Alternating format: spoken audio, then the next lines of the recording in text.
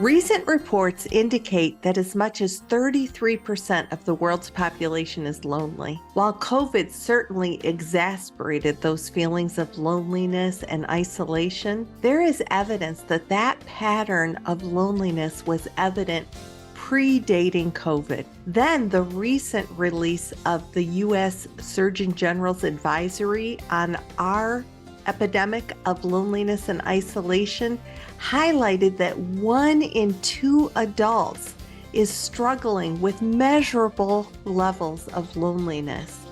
And the numbers are actually much higher among our kids. So how does loneliness affect us? And how can the coaching partnership help in turning the tides? That's what we explore in this episode of the Star Coach Show. Is your client lonely? Hello and welcome to the show. It's fabulous to have you here. As this year is coming to a close, I know that in our household, everything speeds up, really from Halloween forward. As I record this, on this very day, I am celebrating my son, Daniel. My life changed for the better 29 years ago today when I became a mom for the very first time. You know, I have had so many blessings in my life, but none are as amazing and as transformative as becoming a mom. So I want to wish Daniel a happy birthday today and blessings always. And so as I was saying, like in my household, it's Halloween and then Daniel's birthday and then Thanksgiving and then Luke's birthday and then Christmas and then New Year's. It's a wild ride. And luckily, I feel filled with adventure and discovery and joy and love. And the reality is that's not the case for everyone. This time of the year sometimes brings up different things for different people.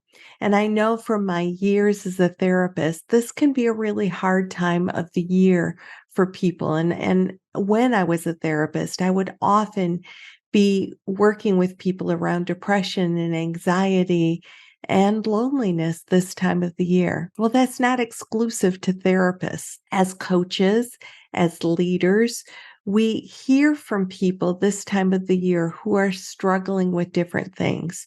So when I heard the U.S. Surgeon General talking about the study recently released on the loneliness epidemic here in the United States, and then I researched and saw that this is really something that's happening globally, I thought this is probably a good time of a year to do a show because this pressing issue affects millions of people around the globe. It has a profound impact on individuals and society as a whole. So let's talk about what loneliness looks like, how we can use our conversations and our relationships to help counter this epidemic that's around the world.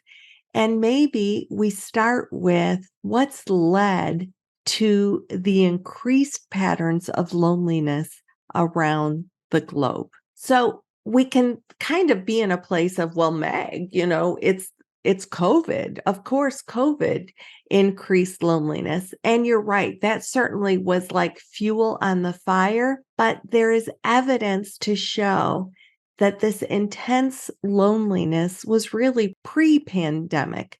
And there's lots of reasons for that.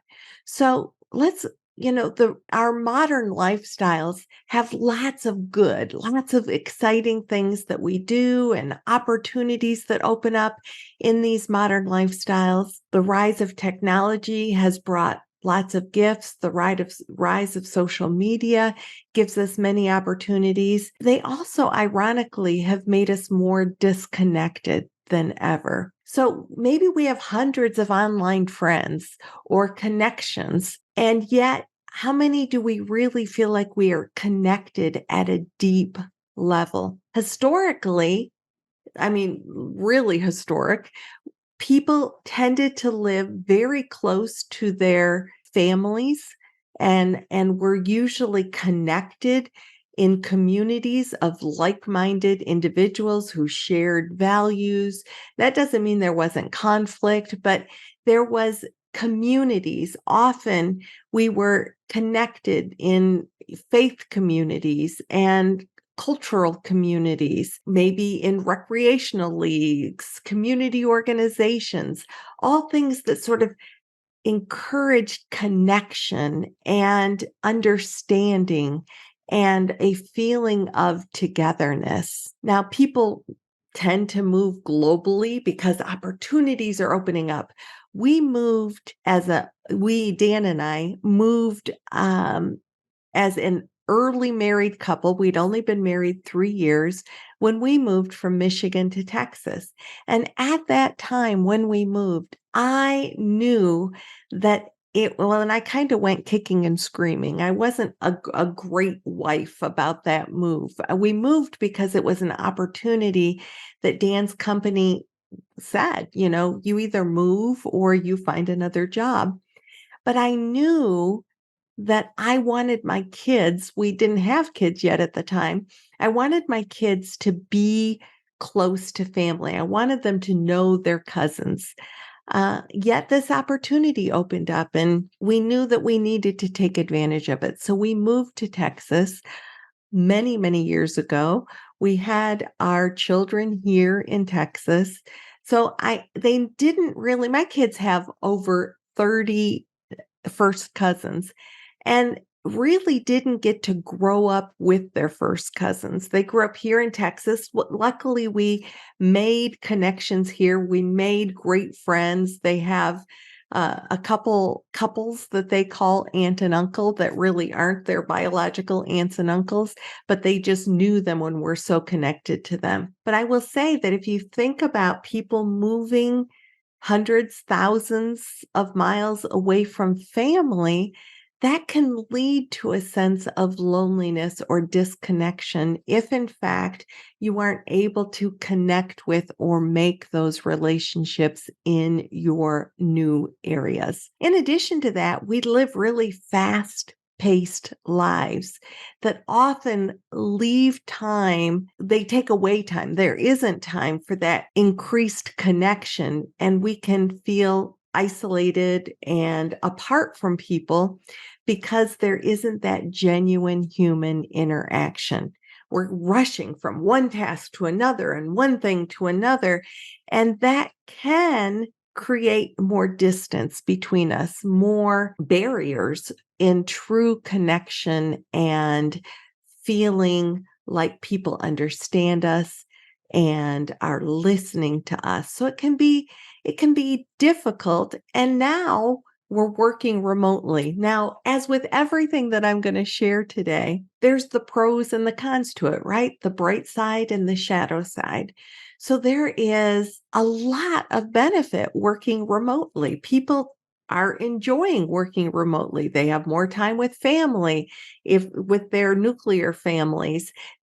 If they have a nuclear family, but if in fact you're a single person who is working remotely out of your apartment, you might feel, or out of your home, you might feel less connected to other people. I know as the mom of two 20-something children, we know one is 29. We just discussed that, but they have pretty much been in a place where I know for my youngest, for Luke, he has worked remotely his entire career. He's 26 years old and graduated from college during the pandemic and has really his entire adult life has worked remotely from his home.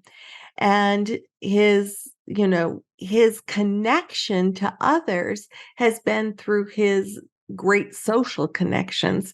But he has said to me, Mom, I think it would be nice sometimes to have to go into the office and work with people and have those water cooler moments. The other side of that is that younger generation has been able to use social connection.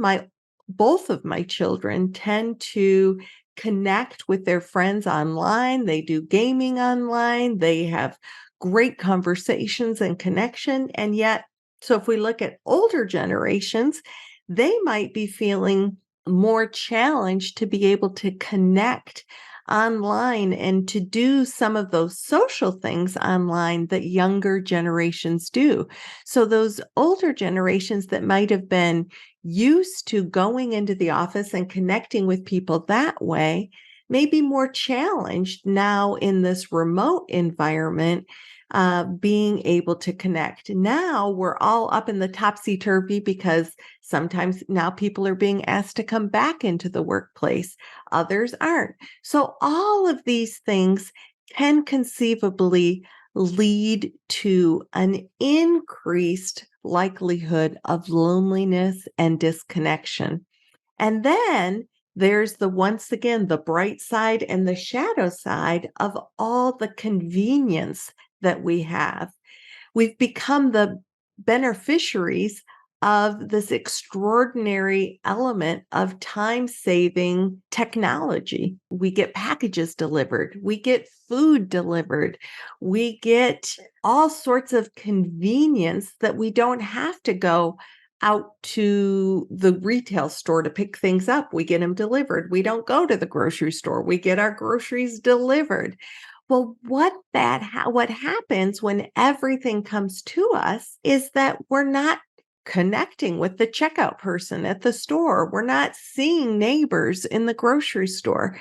And so part of that convenience has the shadow side of being more and more isolated. Even going to the movies when we were younger and certainly pre-COVID, one of my very favorite things to do was to go to the movie theater. I love going to the movie theater, getting popcorn, getting a drink, sitting in that big theater in front of that big screen and watching the adventure. Well, now more and more we stay home. I know that I've talked to other people who tend to stay home, and we've gotten out of the practice of going out, connecting, rubbing elbows with the stranger next to us, and maybe even, sharing, what'd you think of the movie? What was that connection? When we get everything in our homes, that can lead to this element, this pandemic of loneliness. So what are the costs of loneliness? And this is where I want to lean into today. The reason that Dr. Vivek Murthy, who is the U.S. Surgeon General, asked for or issued the advisory on loneliness. And this is what he said. He said, loneliness is much more than a bad feeling.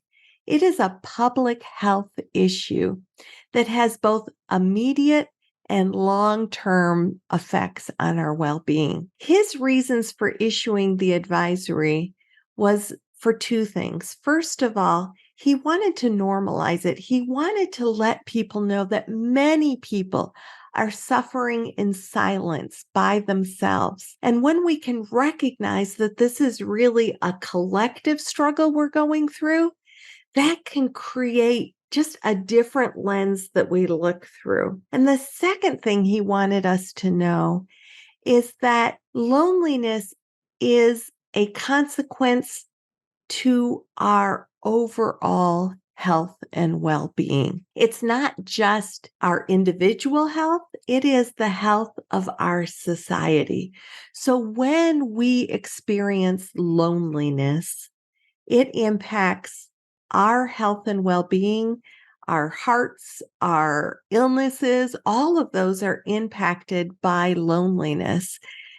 And society is impacted by loneliness because we know from research and history that when our communities are more connected, they tend to be more economically prosperous. They tend to have lower rates of violence, and they tend to be more resilient in the face of adversity. Things like tornadoes and hurricanes and floods. People bounce back when they bounce back better when they're more connected. So loneliness has quite a cost, and it makes it important to address, and why I want to bring it forward in this episode. So we know that the impact of loneliness reaches beyond each of us individually. It is far reaching individually when we feel disconnected, when we feel isolated. Our chances of depression increase, anxiety increase, and unfortunately, things like suicide go up, as well as, like I said, the chances of our physical illness, heart disease, dementia, premature death, all those things go up. Now, as coaches, one of the things that we also want to be aware of when we wonder, is our client lonely, is our levels of stress increase when we're lonely. So when we're stressed, we have a harder time being solution focused, being creative, connecting, and talking with others about what we're going to do to work through whatever organizational situation is in front of us, or whatever the crisis du jour is. We see differences more than similarities when we're isolated and feel lonely. We collaborate less, communicate less, and therefore our levels of cooperation go down. So what do we know about people is that they might not be in a place of labeling themselves as lonely. And if they don't label themselves as lonely, how do we know if somebody really is lonely? They might not say, I feel lonely or I'm isolated, but here's some things that you can listen for. People might talk about feeling discontent, feeling sad. Maybe you'll hear something like, I just feel empty or uncomfortable. I'm not connecting with the people around me. Those are all things that could indicate to you loneliness. Maybe your clients indicate to you that they feel left out. They don't feel like they are able to understand or really hear what people around them are saying. They might feel a longing for deeper meaning. They might actually say they long to connect with others. A key part of loneliness that, once again, isn't necessarily going to be offered as loneliness is that our clients aren't feeling heard or understood. Maybe they feel alone even in a meeting of people or in a group of people. Another element could be that they're feeling more irritable or annoyed because they just don't feel like they can connect. Well, the truth is, we know that people crave connection. It's part of our DNA. It's part of being a social creature. And this is the other key thing that we know to be true for our clients. We want to be seen and to be heard. And I mean, really being seen, not just like, yeah, you're standing there, but when we're lonely, it leads to feeling invisible, unimportant, forgotten. And since people crave connection and want to be seen and heard, that's the gift that coaching can so clearly reach. As coaches, we want to invite people by asking those questions that allow them to explore what's going on with them. We use reflection to check understanding and make sure that people feel seen, heard, and understood. And we invite them to share. If no, you didn't get it right, it's not that exactly, it's this. And yet, even with that, even with those imperfect reflections or asking a question that doesn't hit exactly, it still allows people to feel relevant, to be seen and heard. So this is not about perfection. Leaders, coaches, you don't have to be perfect in the way that you're engaging. It is about being interested and giving space, using silence to let the other person really think through their thoughts and being there to receive what it is that they want to share. So invite through your questions, through your curiosity, reflect back what you hear and check for understanding. Your eyes and ears can make all the difference in someone feeling connected, genuinely, authentically connected with another person. It can help them build their esteem and their confidence and change that loneliness gap that's in their life. I encourage you to be the bridge between where people are in their loneliness. Acknowledge that they're not alone, that this loneliness epidemic is global. And maybe they didn't recognize it as loneliness, yet as they can reach out, connect, and be a part of community, they can make all the difference. So that's what you can do as a coach. What if you're working with a leader and the leader wants to know what can they do to help notice and engage with others? First of all, how are they helping their team connect even if they are a remote team? What are they maybe doing to meet beyond their meetings? Do they have the opportunity to invite people to lunches? My son is in a remote team and his leader makes an effort to get the team together for lunch once a month.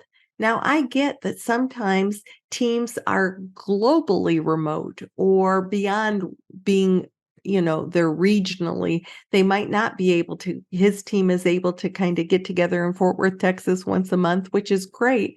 And maybe not everybody can do that, but who in the area can get together? Or, I run the Star Coach community. We are global, yet we get together. Yes, we get together on Zoom, but we get together and we share stories and we connect once a month in the social, because we know that even though we're doing business building other parts of the month, we're doing learning with expert guests, we are growing businesses and skills the rest of the month, it is important to create a place where we get together on a social aspect once a month.